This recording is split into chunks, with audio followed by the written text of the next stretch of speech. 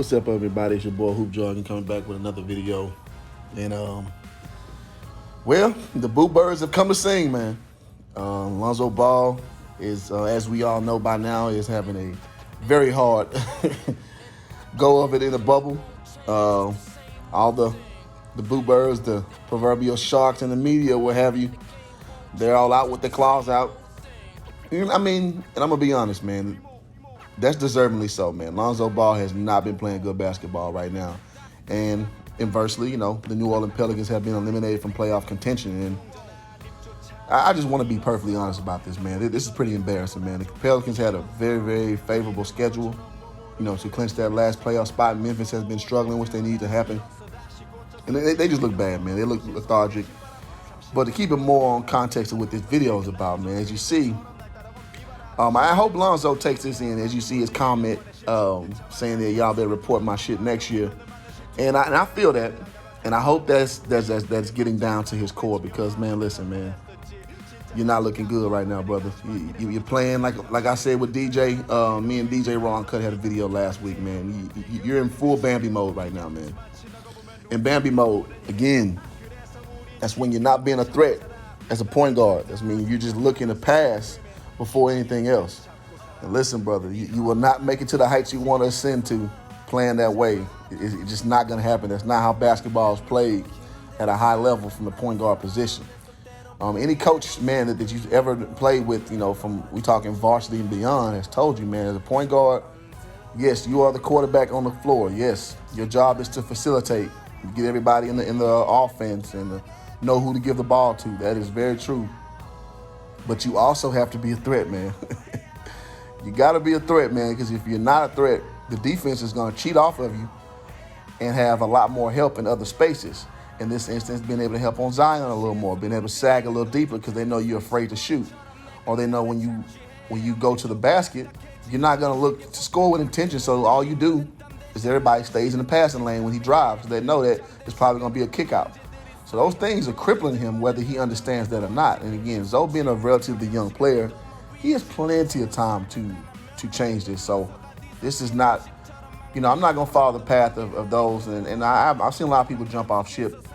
And, I view Lonzo for what he is, man. I think Lonzo is going to be a great player once he figures it all out. I would think that he would have gotten there a little quicker than what he's gotten right now, but with the stop and play, and I tell people all the time, man, before the stoppage of play, Lonzo was putting up the last 5 games before COVID-19. He was putting up 21, 8, and 8. Not too shabby, right? And after, and then actually led in with the abysmal stat that Bleacher Report provided. The Pelicans have been 2-4. He's had 5.6 points, 5.3 rebounds, 6.8 assists, which is pretty good. 26% field goal shooting, which is atrocious. And 19% from 3, which is atrocious. So he got to pick his shit up, man. And I like his response, but you know me here in Hoop Jargon, man, we keep it trill, man. Like, I hear you talking. I want to see you put that work in, man, because it's not all just ability, man. What I'm starting to see now is between his ears, man. Lonzo got a lot he needs to improve on with this coming year. I mean, you can't just get by on being a 6'7" point guard with a nice, smooth little game. But if you're not continuously trying to break somebody down off the point to get a quick and easy score, to keep that defense honest, to be readily available to pull that 3 like you've been doing, damn near the whole year. All of a sudden you get in the bubble, man, you turn into a, you go into Bambi mode on us, man. And so we're just seeing a lot of trolls coming out their cage right now. But I mean, I really can't even defend it. Like, you're not living up to what all of us who do follow your career and understand, man. So I don't know if Zoe needs to get stronger. Well, he needs to attack the basket more. There's no question about that. And then when he is attacking the basket, I want to see that UCLA Zoe. I want to see UCLA Zoe that's going to try to power up over somebody and dunk the shit out of somebody. And a lot of people don't understand the difference that makes. So when you come in with reckless abandon, whether you make the dunk or not, next time you come, that person's going to have to think about, do they want to jump against that or not? But when you come in there soft, And when you come in there trying to finesse every time, there's no fear of blocking your shot. So why do you think guys clear out the way when Westbrook drives, when he comes in there with reckless abandon, when Ja Morant does it? Because you got to think about it. Like, you got to, and me have played basketball, man, I can tell you, man, there's a certain point when you're like, okay, do I have the angle? Nope, well, I'm not about to get embarrassed. But if you know this dude going for a layup, I'm going for that every time. I'm going to try to throw that shit every time. And so little things like that psychologically, man, Lonzo has to understand about basketball, man, because it'll help him get a lot more better looks. It'll help him get a lot better opportunities out there if he poses himself more as an offensive threat. And that's just facts, man. That's just how the game works. Now, I will say this, man. I want to put a positive spin on this. Well, let me not just say a positive spin. Let me put a realistic spin on this. Now, as bad as Lonzo's been playing these last 5 games, and I mentioned his streak before the COVID-19, which he's balling, overall, he still has not had a bad year, man. And I want to kind of go through these numbers a bit before I sign out. But he is 27th in PPG among starting point guards. Not the best, but, point per game, he's going to have to ramp that up. But he is 13th in three-point percentage, which he's shooting at 37.4% from three, which is a huge upgrade of his first 2 years.